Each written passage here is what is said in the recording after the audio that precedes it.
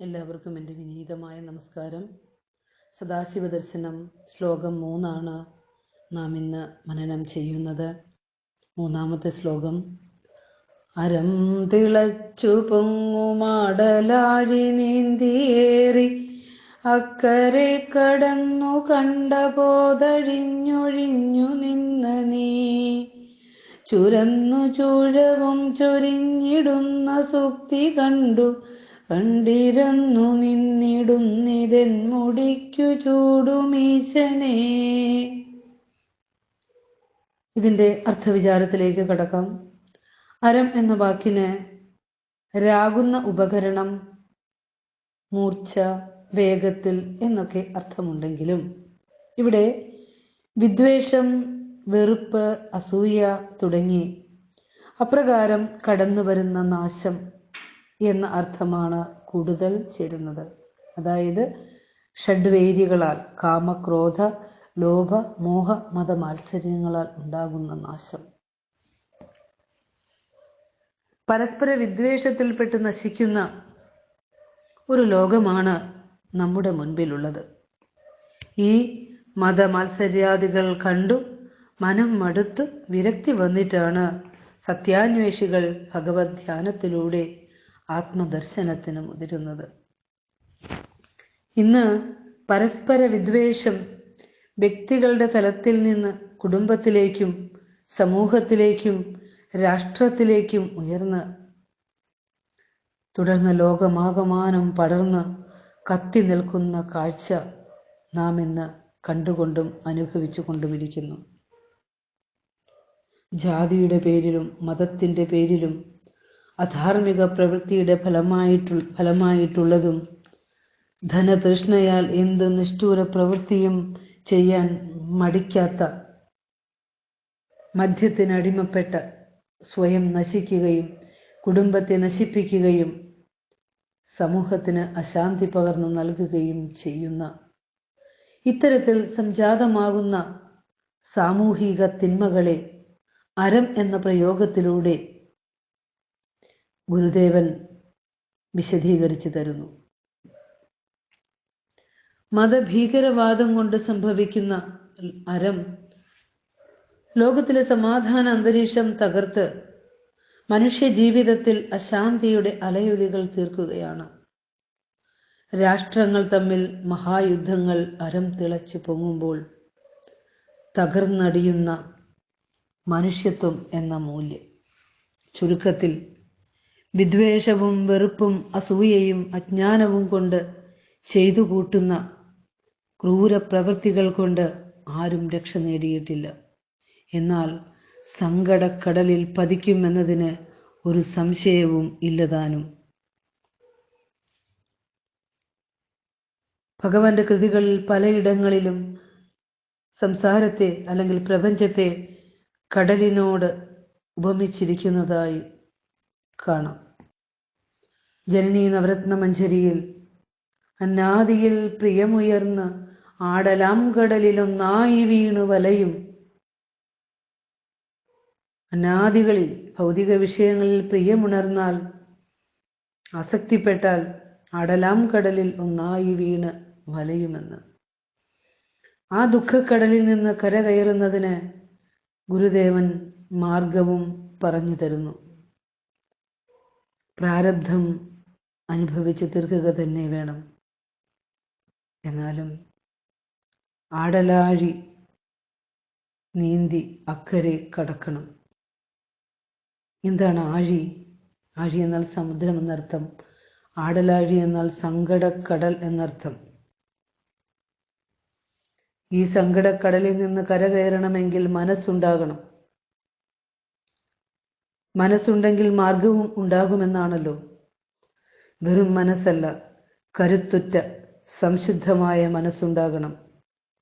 അതിന് ജപം, ധ്യാനം, നാമസങ്കീർത്തനം, അങ്ങനെ കലിമലങ്ങൾ അകന്ന മനസ്സിൽ രൂഢമൂലമാകുന്ന ആത്മവിശ്വാസത്തിന്റെ കരുത്തിൽ നമുക്ക് ഈ സങ്കടക്കടൽ നീന്തി മറുകരയണയാം.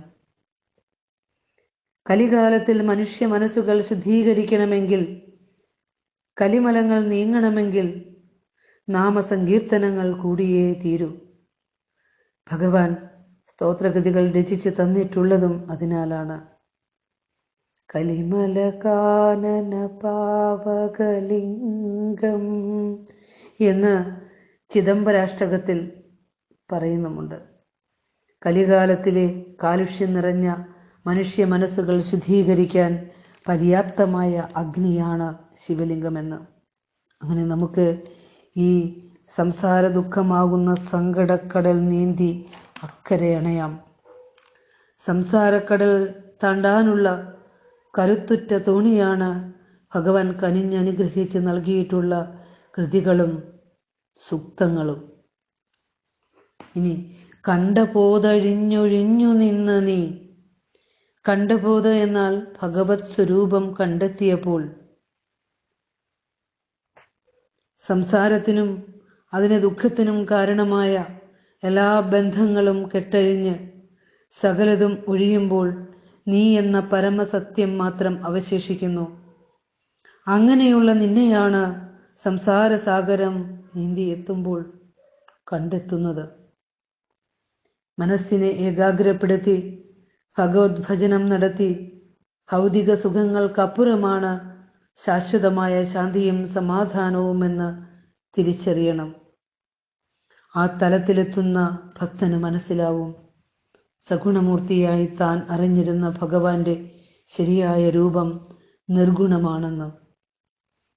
അടുത്ത വരിയാണ് ചുരന്നു ചൂഴവും ചൊരിഞ്ഞിടുന്ന നീ. ചുരന്നു ചൂഴവും ചൊരിഞ്ഞിടുന്ന സൂക്തി. ഇവിടെ നിന്നിൽ നിന്നും പുറപ്പെട്ട് ചുറ്റുപാടും ചൊരിയുന്ന സൂക്തി കണ്ടുകൊണ്ട്.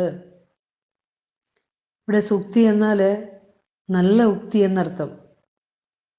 പരമമായ സത്യത്തെ സംബന്ധിക്കുന്ന വാക്കുകൾ, വിജ്ഞാനം അനുഭവിച്ചറിഞ്ഞ വാക്കുകളാണ് സൂക്തി. ഒരമ്മ കുഞ്ഞിനായി പാൽ ചുരത്തുന്നത് പോലെ നിന്നിൽ നിന്നും ഒഴുകി ചുറ്റും ചൊരിഞ്ഞുകൊണ്ടിരിക്കുകയാണ് സൂക്തിയാകുന്ന പാൽ. അമ്മ ചുരത്തിക്കൊടുക്കുന്ന അമ്മിഞ്ഞ പാൽ കുഞ്ഞിന് വെറും അന്നമല്ല, അമൃതമാണ്, ജീവാമൃതം. അറിവും ആരോഗ്യവും ബുദ്ധിയും ശക്തിയും പ്രദാനം ചെയ്യുന്ന ജീവാമൃതം. ലോകത്തിലെ എല്ലാ സാംസ്കാരിക പശ്ചാത്തലത്തിലും ഉണ്ടായിട്ടുണ്ട് ഇത്തരം സൂക്തികൾ. ആർഷഭാരത സംസ്കാരത്തിൽ ഋഷീശ്വരന്മാർ അതികഠിനമായ തപശ്ചര്യയിലൂടെ അമർന്ന് അലിയുന്ന ആ നിമിഷത്തിൽ യോഗീചിത്തത്തിലേക്ക് പകർന്നു കിട്ടുന്ന വസ്തുവിജ്ഞാനം, അധ്യാത്മമായ അറിവ്, പരമമായ ജ്ഞാനം, അതാണ് സൂക്തി. ആത്മോപദേശ ശതകത്തിൽ 16-ാം ശ്ലോകത്തിൽ ഗുരുദേവൻ പറയുന്നുണ്ട്, അധിക വിശാലമരുപ്രദേശമൊന്നായി നദി പെരുകുന്നതുപോലെ വന്നു നാദം, ശ്രുതികളിൽ വീണു തുറക്കുമക്ഷിയെന്നും യഥമിയലും യതിവര്യനായിടേണം.